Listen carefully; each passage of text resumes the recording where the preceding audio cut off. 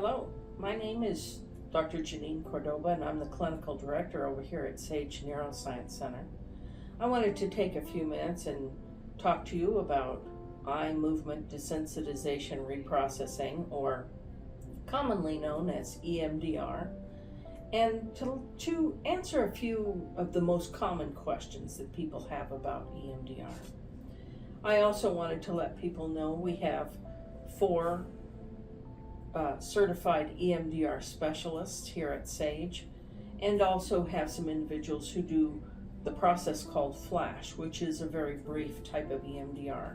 We also have openings at this time, and we have openings for general therapy too.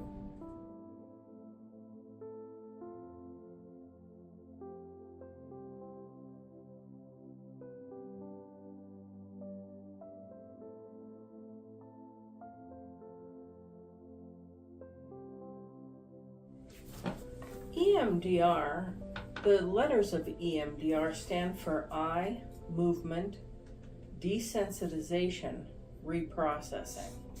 So it's a reprocessing of old memories, often traumatic memories, that we can replace with a more neutral feeling, or even sometimes a more positive feeling.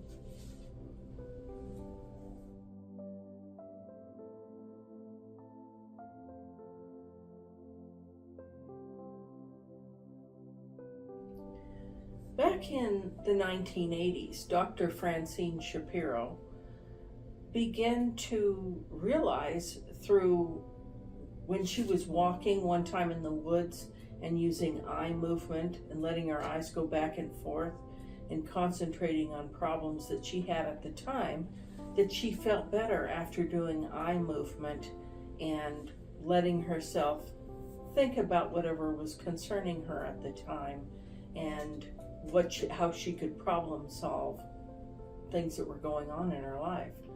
And she continued that observation and began to do some research about thinking about different challenging subjects and eye movement. There had been some other eye movement research going on at the time, and we did know that, as you've probably seen people with their eyes moving back and forth when they're sleeping underneath their eyelids, and that is all of the input of the day coming in and then being processed in the brain's filing system and processing all of that information.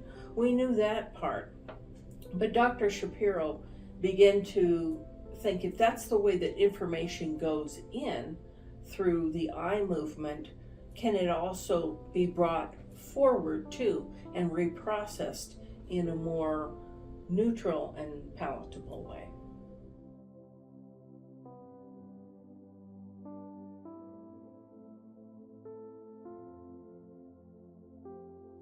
Memories are stored in the brain, from what we know through reading the latest research on neurology and psychoneurology so far, is that we do know that the brain has many neurotransmitters and has many neural strands within the brain.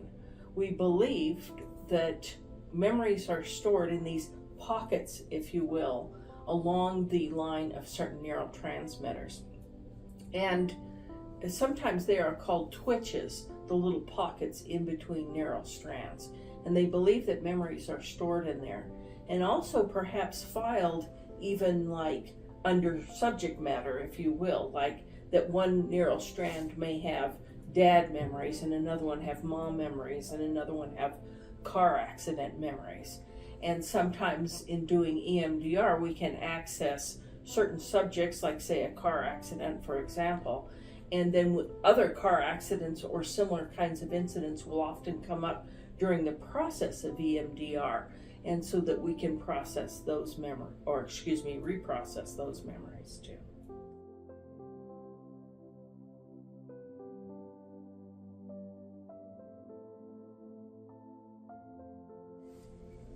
EMDR, the process of EMDR when you meet with an EMDR specialist, is they will often go through your life in a chronological fashion. They may ask you about some of your earliest memories. They may ask you about kindergarten or elementary school, or your first memories of your parents or siblings, or what was going on in your lifetime in the early years, looking to see if there's any traumatic events that perhaps need to be reprocessed. And then you might meet with the licensed therapist again, and they may go over more of the preteen years and then the adolescent years and so forth, and going through that. And a lot of times we found within EMDR it can be very effective if we start chronologically and then work our way through different traumas that a person may experience in their lifetime. Sometimes, however, a patient may come in with a very specific trauma. They've just had a car accident and they need that addressed because it is impeding their daily functioning. So they may come in and say, I need some EMDR reprocessing on this car accident because I'm afraid to drive, I've got to go to work, I'm afraid to leave the house. And so we can immediately address that trauma right then. And if the person wants further EMDR, we can go back, like I said, and do the chronological order of trauma.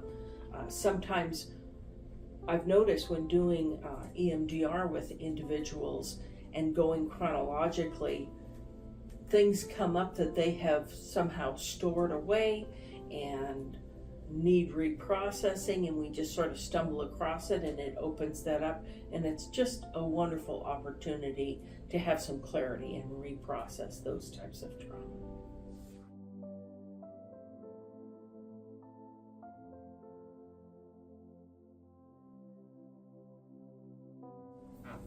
One of the great things about EMDR is that it can be very brief. So hypothetically, a person comes in that they've had a car accident and they need that trauma addressed through EMDR. A couple of sessions, the individual can feel better almost right away. And because we can change that memory into, something like, this was a terrible thing that happened and I survived it and I'm okay. And we can reprocess that with just a few sessions a lot of time. So it can be a very brief therapy. We know it's a very effective therapy. Research is telling us now it's about 89% effective, which is almost unheard of in the field of psychology. So it can be a brief type of process. There's kind of a joke among EMDR therapists, give me 6 sessions and I can really help change a person and how they're functioning.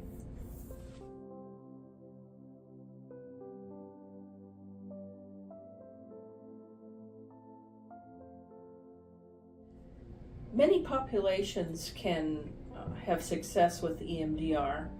Some of the early studies with EMDR was with combat veterans, and they had experienced such horrible trauma. And with a few sessions of EMDR, they were feeling better almost immediately. And people who've experienced severe trauma can often have relief with EMDR. And, different types of populations there's more and more research of people who have addiction, gambling addiction, hoarding, pornography addiction. I've worked with many individuals who have struggled with pornography addiction, and with ongoing EMDR treatment, they have been able to overcome these challenges in their life. So it can be effective for almost everybody, whichever trauma a person may experience. But certain populations we know have been extremely effective, like the persons who are combat veterans.